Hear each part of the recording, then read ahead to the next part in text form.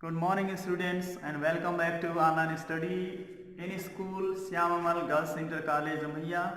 Here I am Akhilesh Kumar Gupta, your English teachers. आज आपको मैं कुछ प्राकृतिक शक्तियों के बारे में बताने जा रहा हूँ। जो कि सभी जानते हैं, यह ब्रह्मांड जो है ब्रह्मा के द्वारा रचा गया है और इस धरती पे जितने भी कार्य होते हैं आपको पता है वो प्रकृति की प्रार्थना के ही अनुसार पाए गए फल के अनुरूप होता है।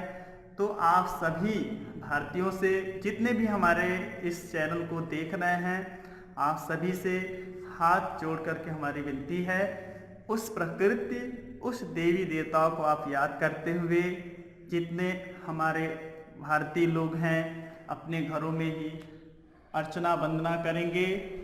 और ये जो कोविड-19 अर्थात कोरोना वायरस जो एक एपिडेमिक बन चुका है, महामारी बन चुका है, एक वैश्विक महामारी जिसको हम बोलते हैं, जो फैल चुका है, उसे खत्म करने के लिए अब हम लोग उस ईश्वर की ही मदद लेंगे, जो कि असंभव कार्य को संभव करने वाला केवल ऊपर वाला है। तो प्यार से बोलिए जय माता संकटा देवी। सो स्टूडेंट्स, अब हम आगे चलते हैं। हम आपको ये क्लास 12 से सब्जेक्ट इंग्लिश शॉर्ट स्टोरीज के फर्स्ट चैप्टर क्या है, द गोल्ड वॉच, जिसके लेखक हैं पंजीकारा रैफी, से पैराग्राफ 5 आज हम आपको ब्लैक बोर्ड पे मेंशन किए हैं। इसके थ्रू आपको हम बताएंगे, तो आप इसे ध्यान से सुनेंगे कि इस कहानी में नेक्स्ट शेष भाग की जो कहानी है वो क्या हमें बताती है। वो कहानी किसके बारे में है? वो कहानी शंकु के बारे में है। तो देखते हैं शंकु अंधेरी रात में फटी चटाई पे लेटे हुए क्या सोच रहा है और उसके बाद क्या होता है। ओके, तो चलिए हम चलते हैं ब्लैक बोर्ड से। यहाँ हम पढ़ते हैं। स्टूडेंट, आप सभी लोग ध्यान देंगे इसको बखूबी। जो वर्ड्स हम पढ़ रहे हैं उन वर्ड्स को आप भी कहना सीखिए और लाइन टू लाइन उस वर्ड्स के मतलब क्या होते हैं पैराग्राफ के माध्यम से मैं बता भी रहा हूं, और आपको लास्ट में वर्ड्स मीनिंग के उसके यूज जो है वो भी मैंने कर दिए हैं आपके लिए, जो लाभकारी हो सकते हैं। तो चलिए हम चलते हैं यहाँ से। मैंने पिछले वीडियो में ये बताया था कि शंकु जो है जब उन कर्जदारों के बारे में सोचने लगा तो क्या सोचा कि वे सभी लोग हाथों में डंडा लिए एक बदमाश लड़कों की तरह उसे चारों ओर से घेर लिए हैं, जैसे एक आवारा कुत्ते को क्या करते हैं, उस गली के कुत्ते क्या करते हैं, घेर लेते हैं। अब समझ सकते हैं ऐसी स्थिति में क्या होता है।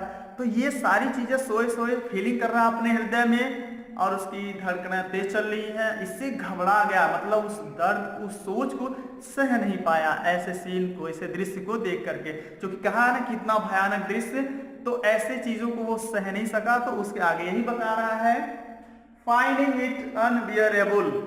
फाइंडिंग इट अनबियरेबल मतलब क्या होता है, इसे असहनीय जान करके, जब इसे पता चला कि ये बहुत असहनीय है, शंकु turn over on his stomach, तो वो अपने पेट के बल क्या हुआ, करवट ले लिया।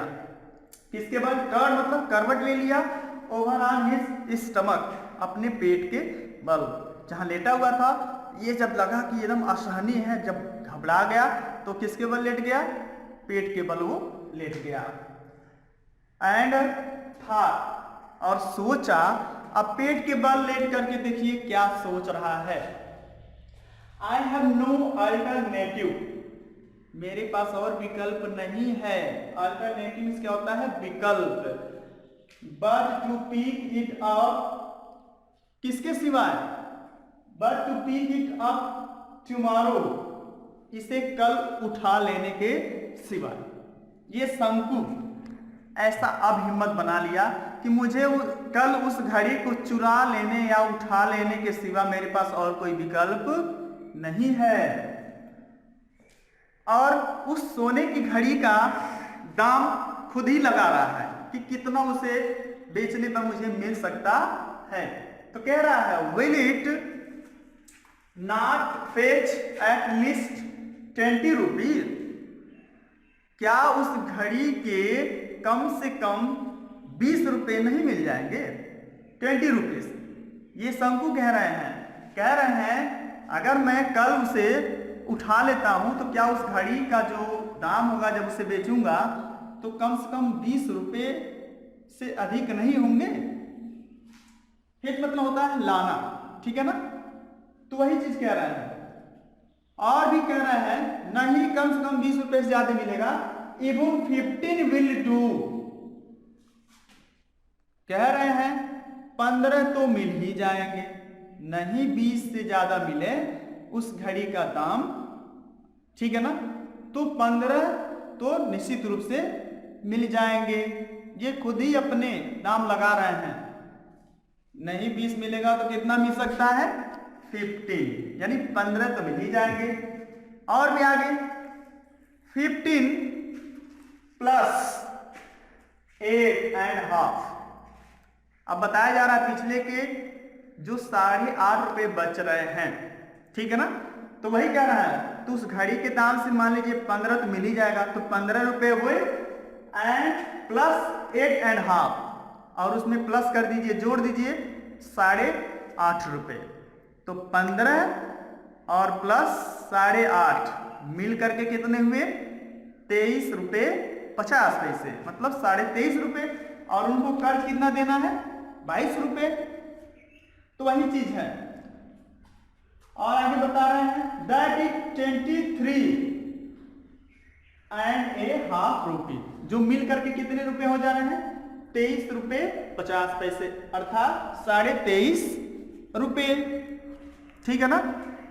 उस घड़ी का खुद ही दाम लगा रहे हैं जो कार्यालय में रखी गई है मेज पर, वो सोने की घड़ी।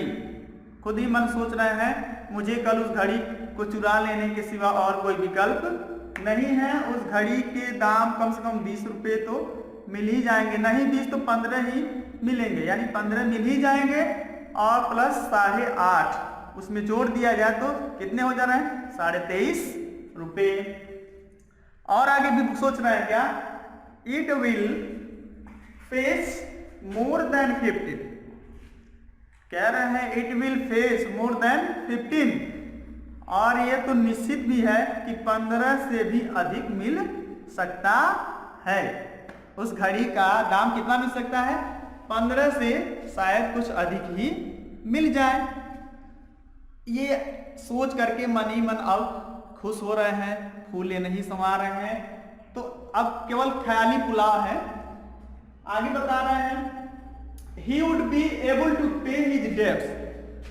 तो जब 15 से थोड़ा अधिक भी मिल जाएगा और नहीं तो 15 ही मिलेगा, तो 8.5 जोड़ करके 23.5 हो ही रहे हैं। तो इस तरह से वह कर्ज अपना चुकाने में क्या हो जाएगा? समर्थ हो जाएगा, क्योंकि अब कुल जोड़े थे तो 22 रुपया कर्ज हुआ था, यहाँ इनको मिल रहा है 23.5 रुपये, ठीक है ना। तो वही कह रहा है he would be able, वह हो जाएंगे to pay his debts, अपने कर्ज चुकाने के लायक, मतलब वह अपने कर्ज को चुका लेगा। एंड और जब कर्ज चुक जाएगा या दे दिया जाएगा तो लाइफ इन पीस, तो जिंदगी आराम की हो जाएगी। अब इतनी कोई घबराहट नहीं रहेगा, न किसी अली का डर रहेगा, न चुन्नी वाले का डर रहेगा, न लो न पाओ का डर रहेगा, ठीक है ना। तो इन सब कर्जदारों का तो डर नहीं रहेगा। तो अब जिंदगी जो होगी वो एक आराम की जिंदगी होगी। तो वही चीज कहा जा रहा है लाइफ इन पीस। आगे बताया जा रहा है a life free from debts, वह जीवन जो कर्ज से बिल्कुल क्या हो? स्वतंत्र हो या मुक्त हो। तो जब सारे कर्ज ही ऐसे चुका लिए जाएंगे तो अब हमारे जीवन में कोई कर्ज नहीं रहेगा, अर्थात मेरा जीवन जो है वो कर्ज से बिल्कुल क्या है? मुक्त है। तो वही खुद सोच रहे हैं शंकु जी। और क्या कह रहे हैं? With a feeling of relief,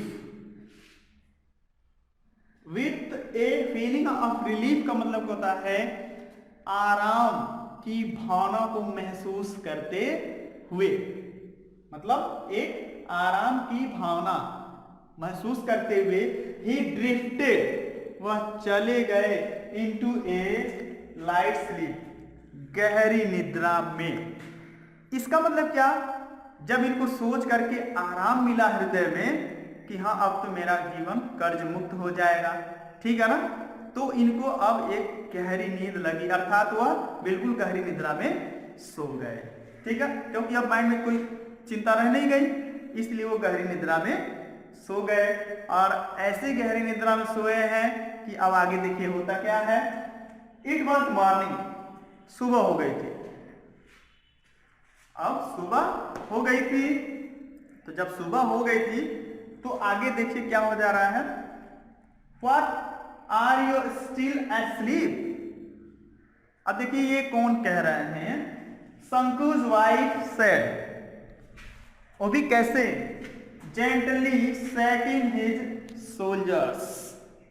shoulders में होता है कंधे, और gently माने प्यार से, shaking मतलब हिलाते हुए। कौन, शंकु's वाइफ, शंकु की पत्नी। अब ये समझिए, शंकु की पत्नी ने प्यार से शंकु के कंधे को हिलाते हुए क्या पूछी, what are you still asleep, क्या आप अभी भी सो रहे हैं, या क्या आप अभी भी सोएंगे, ठीक है ना। तो अब देखिए आगे क्या बताया जा रहा है। उनकी पत्नी, शंकु की पत्नी उनके कंधे को प्यार से हिलाते हुए बोली, अभी और सोना है।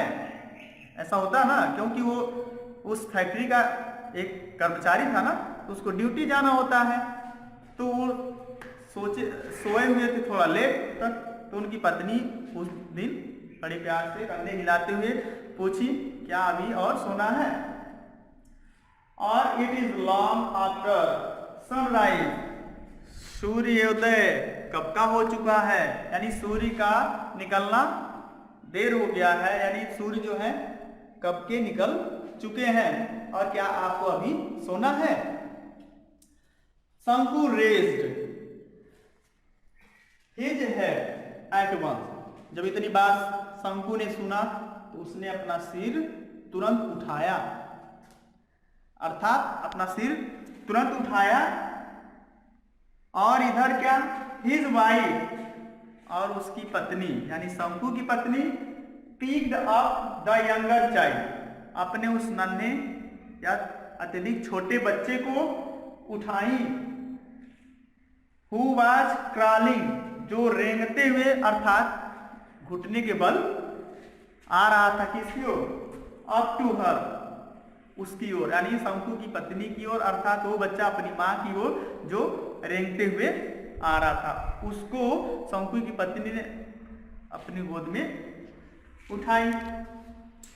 और उठाते हुए एंड आस्क्ड शंकु, और शंकु से पूछी, शंकु की पत्नी ने अपने उस छोटे बच्चे को गोद में उठाते हुए, जो रेंगते हुए उसी की ओर आ रहा था, गोद में उठाए और पूछी क्या, don't you have to go to work today.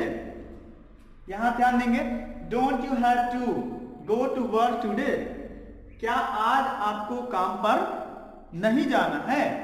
ये किसने पूछा, शंकु की पत्नी ने पूछा, क्या आपको आज काम पे नहीं जाना है। तो देखिए शंकु क्या जवाब देते हैं यहाँ पे, ओ यस, अरे हाँ, हिस, उसने कहा, शंकु ने कहा अरे हाँ, and got out of bed, और ये कहते हुए बिस्तर से उठ खड़ा हुआ।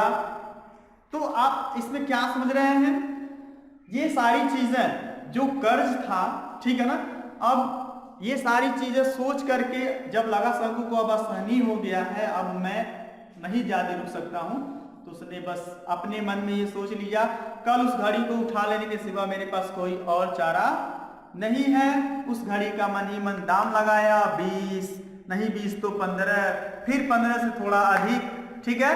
उसके बाद 8.5 पहले का वो है जो 13 दिन के 13 रुपये तनख्वाह मिलने थे, आ गई बात समझ में, 4.5 तो देना ही था, आई बात समझ में। तो वो सबको जोड़ करके अपने कर्ज को क्या करते हैं, चुकाने का एक रास्ता देख लेते हैं, और जब जानते हैं कि अब मेरा कर्ज चुक जाएगा, मेरी जिंदगी कर्ज मुक्त हो जाएगी, तो उनको एक आराम मिलता है और इस तरह से वो गहरी निद्रा में सो जाते हैं। ऐसे सोते हैं, सुबह हो जाती है तो उनकी पत्नी क्या है, बड़ी प्यार से उनका कंधा हिलाते हुए पूछती हैं, आज काम पे नहीं जाना है क्या, अभी सोना है, सूर्य निकले टाइम बहुत हो गया है। तो शंकु अपना सिर उठाया और कहा हाँ ठीक है ना, और इस तरह से बिस्तर से उठा और उनकी पत्नी अपने बच्चे को गोद में उठाते हुए ये चीज पूछी है। तो ये सारी इस पैसेज की कहानी है। आप इसको रिवाइंड करके आप सुन सकते हैं और समझ सकते हैं जहां जहां मेरी उंगलियां जा रही हैं किसके माने क्या होते हैं। और यहाँ आप ध्यान देंगे वर्ड्स मीनिंग पे, वर्ड्स मीनिंग पे भी उतना ही ध्यान देंगे जितना आप पैसेज पे देते हैं। यहाँ देखेंगे फाइंडिंग मीन्स होता है पाना या पता लगाना, अनबियरेबल असहनीय, टर्न करवट लिया, अल्टरनेटिव विकल्प, फेच लाना, एटलीस्ट कम से कम, एबल योग्य, डेट्स मीन्स होता है कर्ज, लिव इन पीस शांति से जीना, फीलिंग भावना, रिलीफ आराम, ड्रिफ्टेड चले जाना, ए लाइट स्लीप गहरी नींद, जेंटली प्यार से, सैकिंग हिलाना, सोल्जर्स कंधा, सनराइज सूरज का निकलना, क्रॉलिंग रेंगते हुए, गॉट आउट उठा, हेड सिर, रेज्ड उठाया, यंगर नन्हे या अत्यधिक छोटे। सो अब आप इतने जितने मामले आपको दिए गए, जितने मैटर आपको दिए गए इस पैसेज में, आप बड़े ध्यान से उसको देखेंगे, समझेंगे। ठीक है, थैंक यू।